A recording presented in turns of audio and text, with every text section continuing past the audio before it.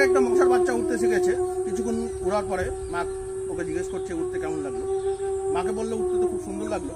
তার থেকে বেশি আনন্দ লাগছিল আমাকে যখন দেখে কেউ হাততালি দিচ্ছিল। মা উত্তরে বললো ওটা তোমাকে দেখে হাততালি দিচ্ছিল না, তোমাকে মারার জন্য।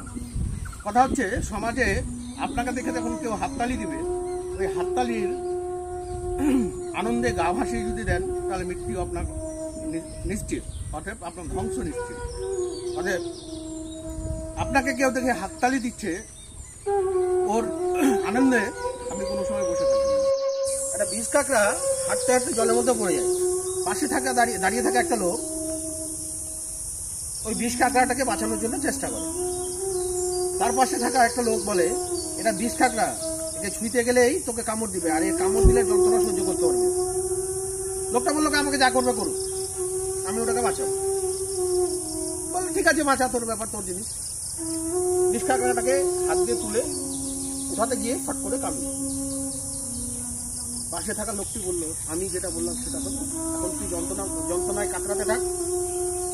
লোকটা উত্তরে বলল ওর স্বভাব ছিল কাটা, আর আমার স্বভাব ছিল বাঁচানো। ও ওর কাজ করেছে, আমি আমার কাজ করেছি, বাকিটা উপরওয়ালা জানে। জীবনে বেঁচে থাকতে দুটো মানুষকে কোনোদিনও মাফ করবেন না। এক, যে আপনার সম্মান নিয়ে চিনিমিনি খেলে। দুই, যে আপনার রিজিক নষ্ট করে। সে যাই হোক না কেন, আর যেই হোক না কেন, আর যে পরিস্থিতিতে হোক না কেন, এই দু ব্যক্তিকে কোনোদিন কোনো স্ত্রী ভিন গ্রহ থেকে আসা এক অদ্ভুত টাইপের প্রাণী। স্বামীকে সুস্থ রাখার জন্য ধর্মে যত রীতি রেওয়াজ আছে সব মানবে, অথচ স্বামীকে সুস্থ থাকতে দেবে। রেস্টুরেন্টে বসে আপনি বিরিয়ানি খান, পোলাও খান বা আরও কিছু দামি খাবার খান, ভাত না খেলে যেমন আপনার তৃপ্তি মিটবে না, তেমনি আপনার সম্পর্কে যত পুরুষ আছে আপনি যার কাছেই যাবেন ভাবার স্বাদ মিটবে না।